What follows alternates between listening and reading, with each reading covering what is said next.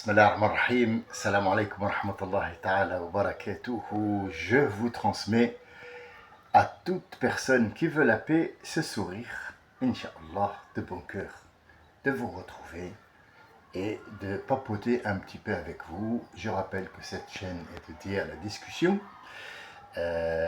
Peut-être une sorte ou un genre d'information qui ne concerne que les gens qui veulent y croire, bien sûr.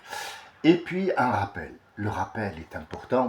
Alors aujourd'hui, c'est vendredi. Qu'est-ce que représente le vendredi pour un musulman, par exemple, ou pour n'importe lequel des personnes qui existent sur le monde, à part ceux qui ont une autre divinité ou un autre sens ou une autre approche d'une certaine conviction. Allah Azza wa Jal nous dit que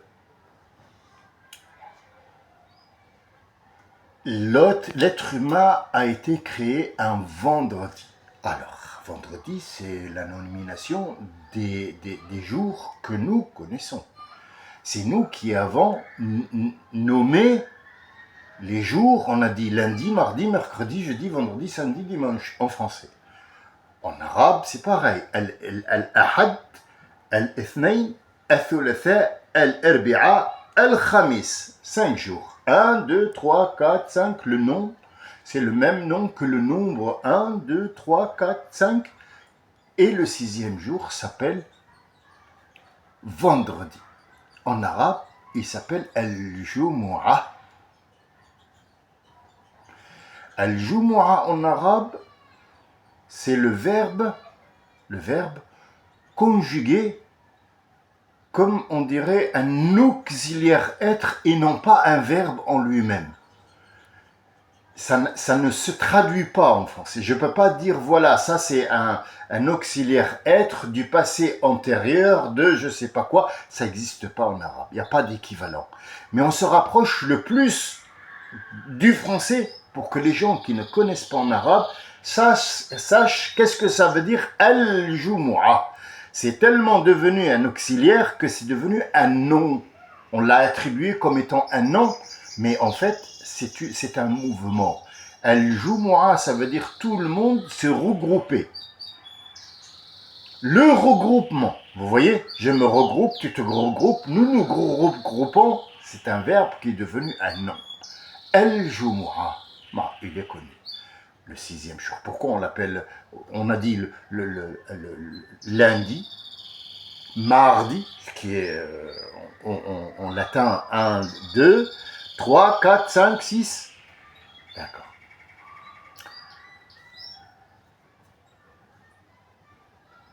Pourquoi se sont-ils regroupés et qui? D'abord qui? Et qui nous parle? Qui nous parle? Le Jumu'ah qui? Les gens se sont regroupés sûrement autour de quelque chose. On va chercher cette chose auquel les gens ou les choses ou les trucs se sont regroupés. Par exemple, Afakumullah, que Dieu vous préserve, une maladie, c'est un virus auquel se regroupent les anticorps pour défendre ils se sont regroupés autour d'un ennemi.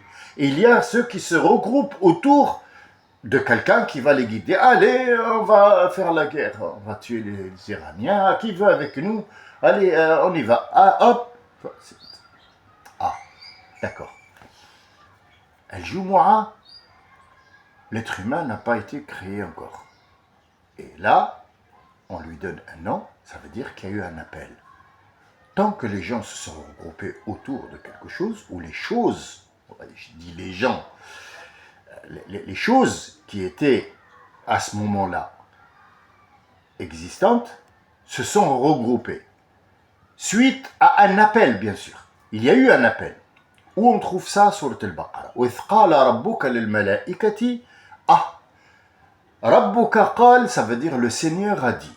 Pourquoi Rabb et ne pas Ilah? Parce qu'il n'est pas encore Ilah. Al-Ilah, c'est quoi? C'est le Dieu.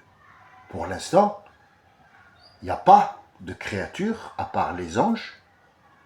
À part les anges, il n'y a pas d'autre créature. Après viendra Jinoun. Jnoun, pour eux, à leur époque, lorsqu'ils ont été créés sur la terre, c'est pour faire un travail.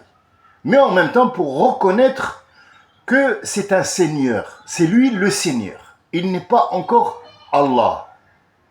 Il a toujours été Allah. Mais pour nous, on n'existe pas. Donc on n'a pas Allah. Vous comprenez ce que je veux dire? Peut-être que c'est un petit peu difficile à comprendre, mais pour qu'il y ait un Dieu, il faut déjà qu'il y ait une création.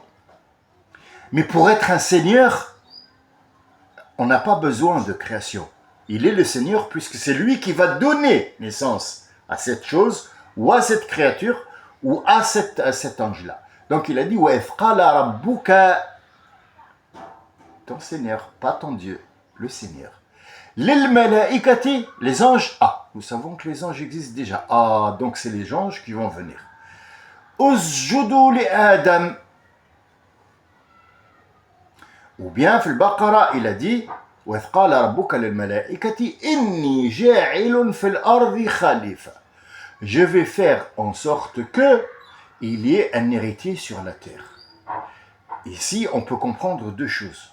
La première, c'est que Jnoun, ils ne sont pas encore là. Ou alors, Jnoun sont encore là et que Iblis est parmi les anges. Lorsqu'il leur a dit, il n'est pas précisé que Iblis était avec eux. Quand est-ce que nous savons que Iblis était parmi les anges? Quand il leur a dit فَإِذَا سَوَيْتُهُ. Attention, il y a des étapes. إِذَا سَوَيْتُهُ. Il va commencer par être une grosse motte de terre, et puis après la terre, elle va sécher, elle va donner un truc comme de la pâte à modeler, puis il va y avoir de la boue va sécher, kalfacha, elle va devenir de l'argile, et de cette argile, il va être façonné. Donc ce sont des étapes, et pour nous, c'est du temps. Si on parle à un être humain, on lui parle de temps. Mais quand on parle de la création, il n'y a pas de temps. Le temps n'existe pas. Il n'y a pas de jour et nuit. Le temps est... Je sais que pour l'être humain, c'est difficile de comprendre ou d'admettre qu'il n'y a pas... Le temps n'existe pas. Il n'existe pas le temps. Le temps n'existe pas. C'est une notion. Ce n'est pas une existence, c'est une notion. C'est une mesure, en fait. Comment on mesure le grain? Tiens, j'ai besoin de 50 grammes. Donc la dame ou le monsieur, il ouvre le truc, il prend un gobelet où on lui a dit, ici c'est 50 grammes. Mais est-ce que lui, il est sûr que c'est 50 grammes?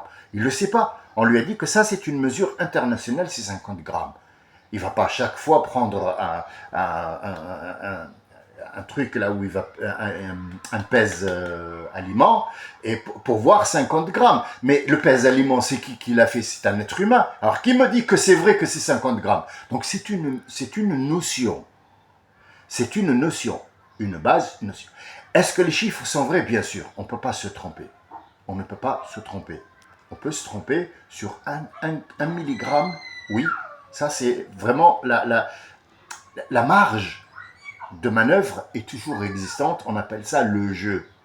Un jeu dans la porte, dans le bois, dans le lit, dans une télé, dans un radio, on fait toujours un jeu de quelques centaines de milliardièmes de millimètres. Pourquoi? Parce que la matière va travailler, elle gonfle, elle se dégonfle, elle gonfle, elle se dégonfle.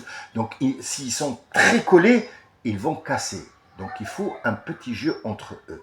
Bien. Cette notion du temps n'existe pas. Donc, quand il leur a dit « Inni ja'ilun fa'idha sawaytu fihi wa nafakhtu fihi min ruhi » c'est à ce moment-là que vous allez vous prosterner pour cette création. Donc, ce que je vois, moi, c'est une façon de voir qui est très spéciale, je vous l'accorde, mais quand vous voyez, vous mettez la logique, le sens, l'intelligence et la connaissance du mot arabe, pourquoi il a été mis en avant, pourquoi il a dit فَإِذَا سَوَيْتُ وَنَفَخْتُ فِيهِ مِنْ رُوحِي, et c'est des étapes, nous comprenons que nous ne sommes pas encore là. Donc il les a. Et c'est pour ça que Shaitan n'était pas au courant de la création d'Adam. Mais il va s'en rendre compte quand il sera déjà façonné. Là, on est sûr que quand Dieu a décidé de créer un être humain pour qu'il devienne son Allah, Il était Seigneur. Il a toujours été Allah. Mais il le sera pour les hommes quand ils seront là. Ils doivent le reconnaître. Il est Allah, mais pour l'instant, il est Seigneur. Il a tous les attributs qui lui donne, ou c'est lui qui leur donne, parce que c'est lui, Dieu, qui a créé ses propres attributs. Il leur donne l'autorisation de créer cet homme-là. Quand cet homme a été créé, il a dit, maintenant prosternez-vous devant Adam. Cette prosternation qui est interdite pour toute chose et toute création sauf Allah. La prosternation se fait devant Allah et non pas devant le Seigneur. Pas devant les seigneurs. Pour l'instant, il va prendre le titre de Ilah. Cette prosternation-là, c'est pour prendre le titre de Ilah et en même temps fêter l'arrivée de Adam qui va prendre ses fonctions sur terre. Quand? Ce n'est pas intéressant pour l'instant quand. La prosternation n'est pas pour l'être humain, c'est pour cette signorie qui est devenue Ilah. Or, Shaitan n'a pas compris ça. Shaitan y a compris que le soujoud, c'était pour lui. Donc, aujourd'hui, ça s'appelle Al-Jumu'ah. Tout le monde s'est regroupé, y compris Monsieur Iblis, le Shaitan, Satan, et ils ont eu l'ordre d'eux. Donc, aujourd'hui, on doit se rappeler de tout ça. Et à chaque fois, à chaque vendredi, si on parle de la création, à chaque fois, on va découvrir un autre sens, et ça va prendre énormément de vérité, en fait. Pour l'instant, c'est flou, parce que personne n'est venu pour vous expliquer tout ça dans les moindres recoins et détails. Là, maintenant, on a attaqué le coin, comment Dieu va devenir Dieu. Il est Seigneur, mais il va prendre le titre de Allah pour cette créature-là. Il est Allah pour les anges, Rabbuka. Rabb.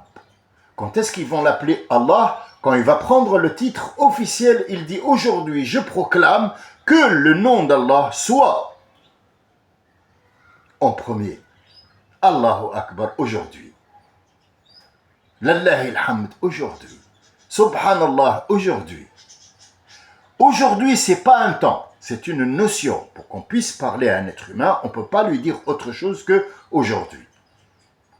Voilà le Yawm al-Jumu'ah que je vous souhaite Mubarak, Inch'Allah.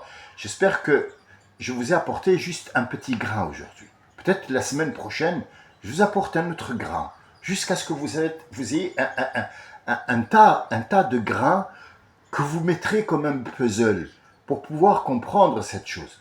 La semaine prochaine, Inch'Allah, je vais vous raconter pourquoi 6 jours il a fait en sorte de créer en 6 jours, et puis après, il a dit que c'est samedi. Parce que le lendemain du vendredi, c'est le samedi. À samedi, ça ne correspond pas à un chiffre. À samedi vient de as-sabt. Sabt, c'est figeage complet de toute chose. Toute chose qui a existé a été figée. Même quelques anges ont été figés. Figé, ça veut dire il y a eu un moment où tout a été figé. Il n'y a plus d'avancement, il n'y a plus de travail, il n'y a aucun mouvement qui a été fait ce jour-là. Pourquoi? Parce que Adam, le dimanche, va éternuer et c'est pas la peine de mettre en commentaire. De toute façon, vous ne pouvez pas mettre de commentaires, mais pour les très intelligents, à tes souhaits et je sais pas quoi, c'est pas la peine, ça sert à rien. Tiens, je vous l'ai dit, comme ça fait. Après, si tu le mets, c'est fade, t'es con quoi. Bon, bref, dimanche, il va éternuer. S'il a éternué, c'est que hop, il a pris vie. Les scientifiques maintenant disent qu'un éternuement peut rajouter 1 seconde dans la vie physiquement. Ça veut dire, si on se base sur il n'y a pas de Dieu, il n'y a rien, on croit en rien du tout, le corps, comment il fonctionne? Si on éternue, ça veut dire qu'il y a eu un arrêt de 1 milliardième de seconde, et puis après, une reprise très forte. Ça veut dire que tous les canaux qui existent dans le corps ont repris, mais avec une force qui a fait en sorte de dégager tous ces débris qui existent dans les veines, tout ça. Donc en fait, l'éternuement, on peut dire physiquement et scientifiquement que ça rajoute une seconde, parce que les veines ont eu une pression, cette pression-là a fait en sorte de les dégager, donc le sang circule mieux. Vous voyez, à partir d'un seul mot Jumu'ah, on peut vaguer sur plusieurs sens de la vie que nous n'avions pas l'habitude de faire le rapport entre. Les gens maintenant, c'est quoi? C'est le week-end, bon il fait chaud, bon le maillot, la plage, ouais il va faire chaud, ah oui très chaud. Un ventilateur, qu'est-ce qu'on va manger? Eh ben, de la salade, tiens pourquoi on ne fait pas un... En fait c'est du vide. Ils sont en train de vivre dans un vide sidéral, complet, et quand ils seront morts, ils n'auront rien. Ni compris, ni pas. Dans l'autre enregistrement, j'avais parlé de l'autre, c'est-à-dire l'autre dimension. Ici, ça s'appelle la vie. La vie. Qu'est-ce qu'une vie? Qu'est-ce qu'une vie? Et de l'autre côté, ça s'appelle Al-Hayawan.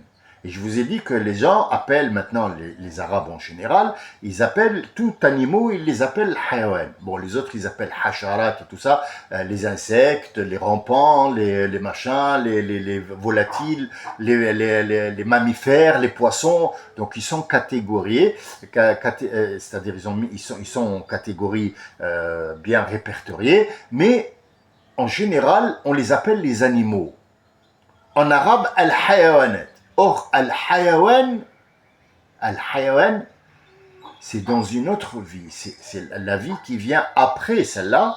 Le passage de cette vie-là à l'autre, on passe de Al-Hayat à Hayawan. C'est pas moi qui le dis, c'est écrit.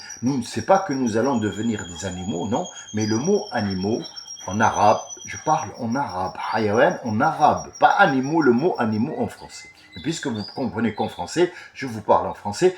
Le mot hayawan, ça se dit pour la vie qui est de l'autre côté où il y a ou récompense ou alors punition.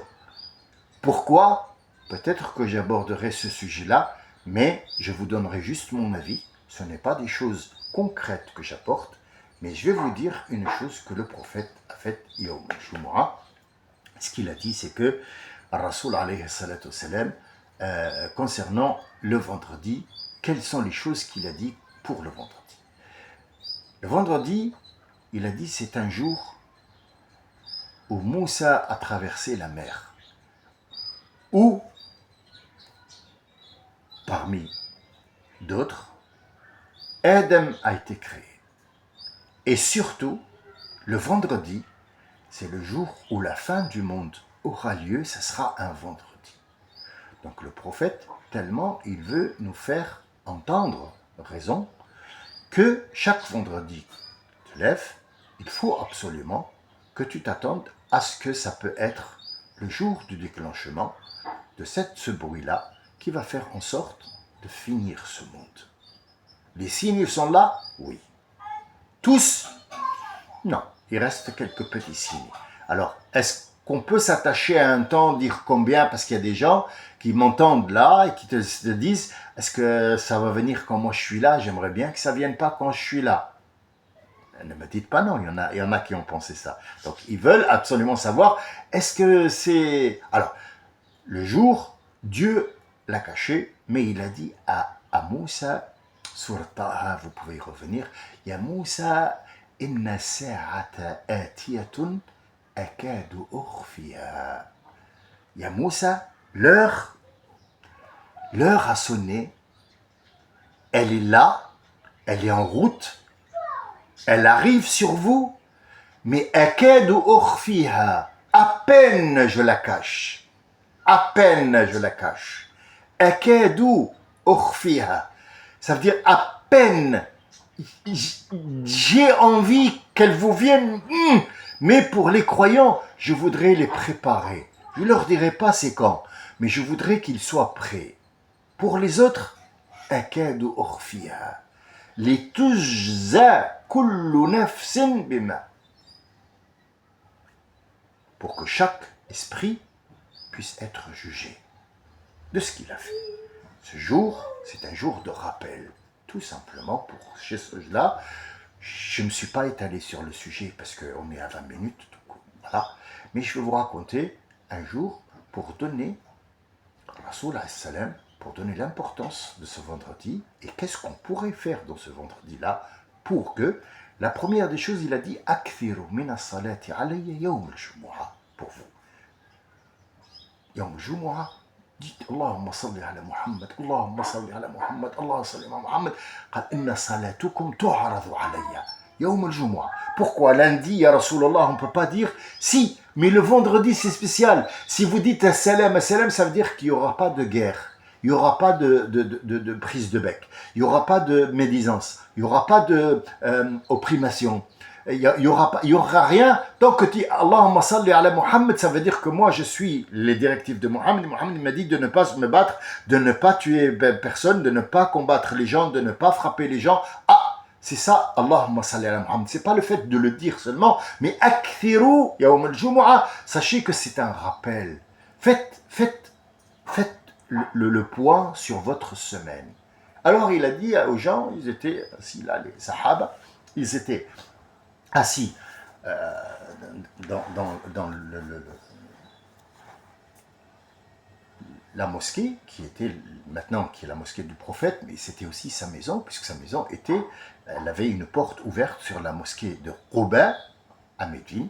Il habitait là-bas et ses femmes habitaient chacun dans une chambre. Bon, ce n'est pas le sujet d'aujourd'hui, mais on y reviendra parce que c'est très important. Vous allez comprendre qu'est-ce qui s'est passé, pourquoi cet endroit-là et comment elle a été choisi cet endroit-là et pourquoi il s'appelle Masjid Quba, qui l'a fait, comment, où. C'est des détails qu'il faut savoir. Pourquoi il dit une salette dans cette maison-là vaut 1000. Une salette dans cette mosquée-là, une seule salette, dans mon truc en vaut 1000. Ça veut dire que tous les pèlerins affluent de toutes parts pour faire ne serait-ce qu'une salette dans la mosquée du prophète, alayhi salatu salam, Masjid Quba, qui est à Médine. Pourquoi? C'est pas aujourd'hui, Inch'Allah. Mais sachez-le, c'est très important. Et moi, ce qui me fait, j'ouvre une parenthèse et je la ferme, c'est que quand je suis allé à la Mecque, quand je mettais un pied, je m'imaginais, je me dis peut-être que mon pied a été mis, même s'ils ont mis du marbre et des machins, mais quand on est allé à Safa wal Marwa, Médine, tout ça, voir Mina, Rajm al-Shaytan, je me suis dit peut-être que mon pied a foulé et s'est mis où il y a le pied du prophète à marcher. C'était un souhait. Quand on est allé voir le Ghar, aussi je me suis dit peut-être que mon pied a été juste sur l'endroit où le prophète a mis. C'est ce que j'ai pas vu si les autres. Ils n'ont aucune notion de ce que ça veut dire. Aller voir cette Mecque ou ce Muhammad sallallahu alayhi wa sallam, que le monde a été créé pour lui. Dieu lui a dit, le monde, je l'ai créé pour toi, Muhammad. Avant de faire toute création, j'ai vu dans ma création quelque chose qui valait le coup d'être. Et tu as été, Muhammad. Vous voyez, c'est très important. J'espère que je vous l'ai rappelé aujourd'hui, vendredi. Mais je vous termine ça. Un passant passé, un musulman, passé, et il a regardé ses compagnons, il leur a dit, est-ce que je vous montre quelqu'un, min ahl al-jannah, qui fait partie du paradis? Et nous, ya Rasulallah, il a dit, moi, je ne parle pas de vous. Je vous ai dit, est-ce que je vous montre quelqu'un qui fait partie des gens qui vont être au paradis? Naam, ya Rasulallah, il a dit, c'est lui. L'autre, il était là. Ils ont décidé de le suivre. Parce que le prophète ne donne jamais d'explication à quelque chose. Il te laisse aller chercher. Pourquoi? Parce que peut-être cette chose-là ne te va pas à toi. Mais il y a un côté qui te va et l'autre côté ne te va pas. Donc la chose n'est pas explicable. elle doit être prise selon la personne, selon le degré de capacité de compréhension. Il ne prend que ce qu'il peut prendre. Tu ne peux pas remplir 2 litres d'eau dans une bouteille où il y a 50 centilitres. Tu ne peux pas. C'est pas possible. C'est pareil pour l'être humain. Il ne peut pas recevoir plus que il ne peut. C'est pour ça que quelques-uns d'entre vous ne comprennent pas trop ce que je dis, mais bon, ils trouvent que c'est joli, machin, ouais, c'est bien. Mais le lendemain, si tu lui dis qu'est-ce que j'ai dit hier, il retiendra quelques petites choses, tout simplement, des choses de la vie. Tout simple. Mais le reste, il faudra des années, il faudra toujours le rappel. C'est pour ça que Rabbi subhanahu wa ta'ala, il a dit Dhakir, toujours rappel, parce que le rappel, il est important pour que les gens puissent, à fur et à mesure, comprendre. Comme un enfant, tu lui rappelles, jusqu'à un certain moment où il a imprimé. Et une fois qu'il a imprimé, il devient quelque chose de bon pour la société, ou pour sa société, ou pour sa famille. Donc, ils l'ont suivi, ils lui ont demandé de dormir chez lui, par amour fi Allah. Il leur a dit, j'ai rien à vous donner à manger malheureusement, mais elle a dit, c'est pas grave. Ils ont fait salat l'Isha, ils sont rentrés chez lui, il les a mis comme, je sais pas comment, on n'a pas vraiment comment, mais on s'imagine que chacun a eu un petit truc dans le sol, ils ont dormi, ils attendent pour voir ce monsieur, qu'est-ce qu'il fait pour avoir mérité le paradis. Ce qui fait quelque chose que nous n'avons pas fait. Nous, on est 24 heures sur 24 assis avec le prophète, en train de l'écouter. Et il nous dit, il y a quelqu'un qu'on ne connaît même pas. On ne connaît même pas, on le voit, oui, mais bon, c'est pas notre copain. Et il nous dit, lui, il fait partie du paradis. Je voudrais voir pourquoi. Moi aussi, j'ai envie d'aller au paradis. Qu'est-ce qu'il fait? Ils sont mis, il a fait l'afkar et je sais pas quoi, ils ont fait quelques petites rakats, ils sont chacun, il a éteint le feu, ils ont dormi, le lendemain ils sont levés pour aller le fajr après, avec le Rasoul, et ils ont fait le fajr, ils sont retournés chez le monsieur, ils se sont assis avec lui, dis-nous, est-ce que tu fais quelque chose de spécial toi? Il leur a dit spécial. Non, je suis agriculteur, j'ai quelques petits dattiers, c'est tout. Et est-ce que c'est quoi, tu les as donnés? Tu dis, non, 2 dattiers, je possède 2 dattiers, je mange ce que je mange et je donne aux autres, c'est tout. Mais est-ce que tu fais quelque chose de spécial? T'as pas des livres, t'as pas des trucs, qu'est-ce que Il leur a dit rien. Bon, hier, qu'est-ce que t'as fait le soir, quand on est rentré? Il a dit rien. Sauf que quand je dors le soir, c'est vrai, je fais quelque chose que les autres ne font pas.